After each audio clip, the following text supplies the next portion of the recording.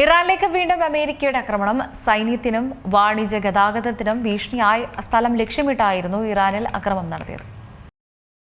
ഇറാന്റെ ഭാഗത്തുനിന്ന് ആക്രമണ നീക്കങ്ങൾ ഉണ്ടായതിനെ തുടർന്നാണ് ആക്രമിച്ചതെന്ന് US പ്രതികരിച്ചു. സൈനിക കേന്ദ്രത്തിനും ഡ്രോണുകൾക്കും നേരെയാണ് പുതിയ ആക്രമണം.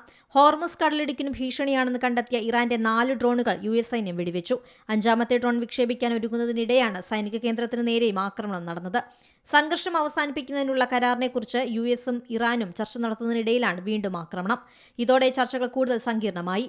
വെടിനിർത്തൽ കരാർ നിലനിൽക്കുന്നതിനിടെ തിങ്കളാഴ്ച ദക്ഷിണ ഇറാനിൽ US സൈന്യം ആക്രമണം നടത്തിയിരുന്നു.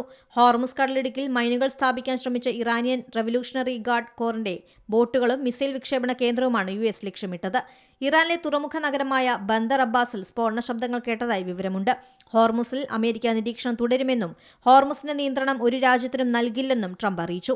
കരാറിന്റെ ഭാഗമായി ഹോർമുസ് കടലിടുക്കിലൂടെയുള്ള കപ്പൽ ഗതാഗതം ഇറാനും ഒമാനും ചേർന്ന് നിയന്ത്രിക്കുമെന്ന റിപ്പോർട്ടുകൾ ട്രംപ് തള്ളി. ഒമാൻ മറ്റെല്ലാ രാജ്യങ്ങളെയും പോലെ പെരുമാറണമെന്നും അല്ലെങ്കിൽ തകർത്ത് കളയുമെന്നും ട്രംപിന്റെ ഭീഷണി. International desk Zee Malayalam news.